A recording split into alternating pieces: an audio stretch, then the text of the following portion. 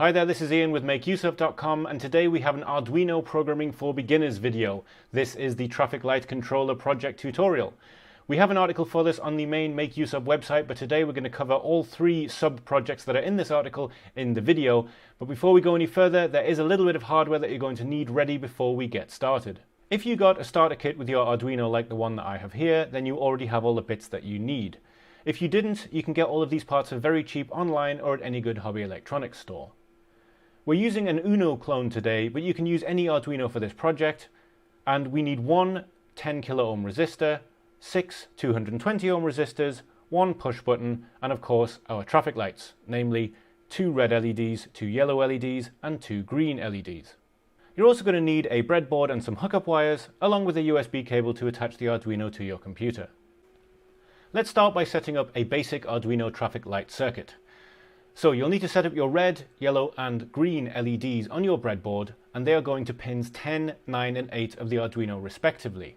However, between the pins and the long legs of the LEDs you want to put a 220 ohm resistor each. Also, you want to attach the 5 volt and ground pins of your Arduino to the live and ground rails on your breadboard.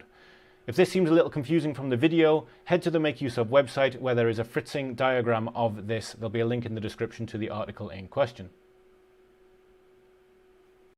To program your Arduino, you're going to need to use the Arduino IDE. If you don't already have it installed in your computer, head to the Arduino website, which is arduino.cc, and download the Arduino IDE and install it for your computer.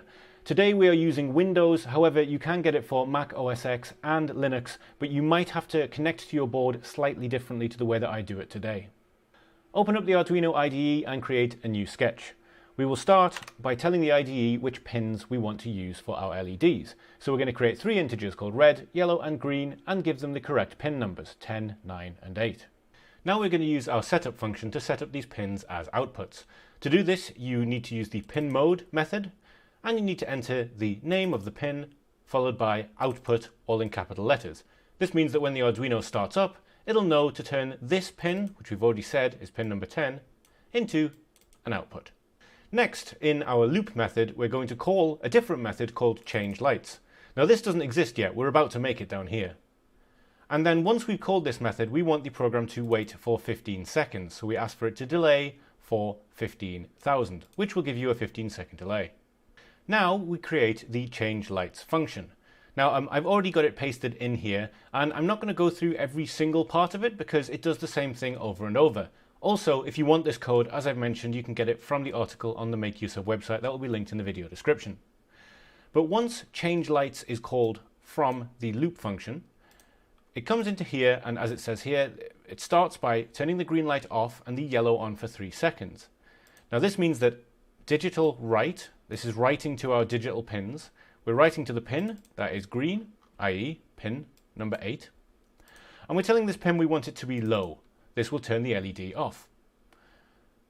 Also at the same time we want this digital pin to be high, and this is the yellow pin, so it'll turn the yellow pin on and it'll stay like this for 3 seconds. Now that you know how low and high and delay work, you'll be able to see what the rest of this function does quite easily.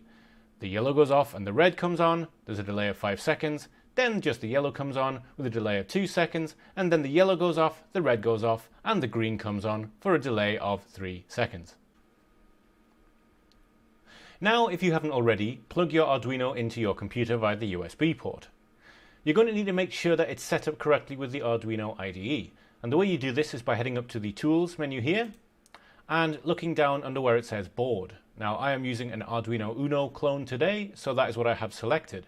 However, no matter what kind of Arduino that you have, you will find it in this list. And if it isn't in this list, head to the Boards Manager and search for it. You'll probably find there is already a version of it in the Arduino IDE. You're also going to want to make sure you're using the correct communication port. Now I know that in COM10 I have my Arduino because it actually shows up here.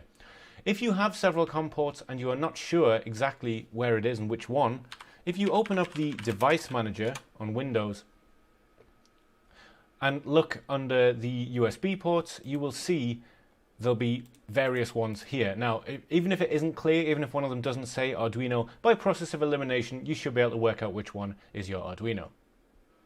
Once you've got your board set up, you'll need to save your sketch. You can do that from here by clicking the Save button, or you can go into File and click Save or Save As to give it a different name. Next, you will need to compile and upload your code. So you can just click the tick, and this will verify that your code compiles correctly without uploading it to your Arduino board. We want it to compile and upload, so we'll click Upload, which will compile it first and then upload it to the board. This can take a few seconds, but once it's uploaded, it will start running straight away. Now that the code's uploaded, you should see your traffic light work, i.e. it begins on green, and then after a pause it will change to red, and then go back to green again. And since we set up that delay in our loop function, it will do this every 15 seconds forever, as long as it is plugged in. If it didn't work for you, make sure that you had the right communication board and board type set up in the Arduino IDE. Now let's move on to something a little bit more complicated. Now let's add a simple button to the project, the idea being that when the user presses the button, the traffic lights will change. The fritzing diagram in the article on the Make Use Of website will show you how to set this up, but very briefly, one side of the button has the power and then it goes to ground through a 10k resistor, and the other side of the button has the line which runs to our Arduino. It's set up this way so that the Arduino gets a clear signal of when the button is pressed. Now that we've set up the button in the circuit, let's set it up in our code. So create a new copy of the sketch that you just had. I just had exactly the same sketch, but I have saved it as TL2 instead. And what we're going to do is add a new integer here at the top for our button. So here we say integer button equals 12, which is where we plugged it into our Arduino. Now we need to add a couple of lines to our setup function. So here, just like we set these pins to be outputs for the LEDs, we need to set our button pin mode to be an input. We also want to set the green LED to be high at the start so that when the traffic lights are not in operation, they're just green. We only want them to turn to red when the user presses the button.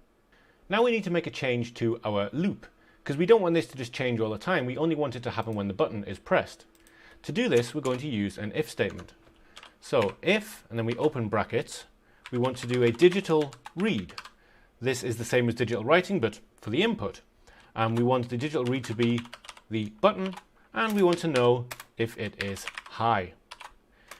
We encase this in curly brackets, so we put 1 here, and we put 1 underneath here. So what this means, in theory, is that every time the button is pressed, it goes high, and it will do whatever is in here. But we're not quite done. So in theory this should work, but what we're actually going to do is create yet another if statement here, which looks almost exactly the same. So digital read, and it says button, and equals high, and we have an open curly brace just like before, and underneath this bottom if statement we want another one, the idea being that this if statement is inside this one, but before the second if statement goes, we're going to put in a very small delay. Now this delay is known as a software debounce. You don't have to understand how it works. The main reason we're doing this is just so that we don't get any strange readings from the button when the user presses it.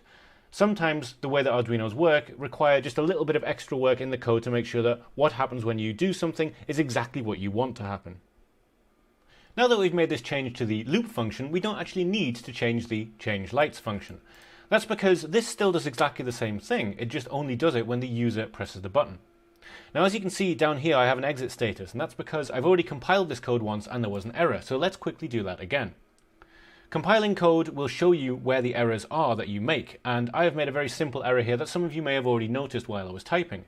It says it expects a closed bracket, and that's because I opened a bracket here to say if the digital read, and then opened the bracket for the button, closed that bracket, and then said equals high, and never closed this bracket. So the compiler didn't know what to do, but now if I save it and compile it, everything should work perfectly well, and provided it does, I will upload it to my board. Now that this code is uploaded to my board, I can press the button and the lights will change. So that's pretty good. We've added a little bit of user functionality to our project.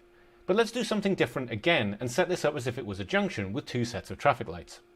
For this final part of the project, we will set up 3 more LEDs with resistors going into 3 pins of our Arduino. You've already done this once, setting up the next 3 LEDs shouldn't be too hard. I've taken off the button for this particular part. We're just going to concentrate on the lights, but you can of course add that button back in later. So this script is actually very similar to the one for our first project in this video. We still have the same integers for our lights, except now rather than just red, it is called red1.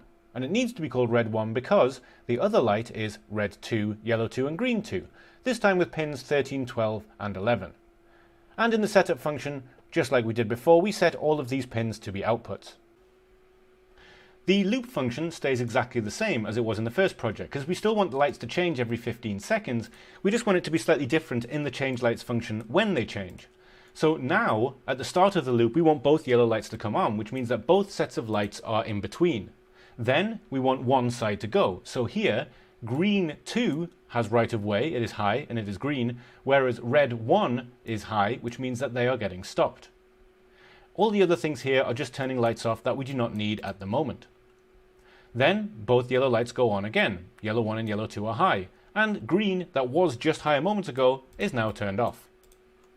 Finally, we want the other traffic lights to be able to go, so we turn green 1 up to high, and we make sure that red 2 is high. That means that red is stopped and red 2 is stopped and green 1 is going, and for all the other things in between, we make sure that they are all off.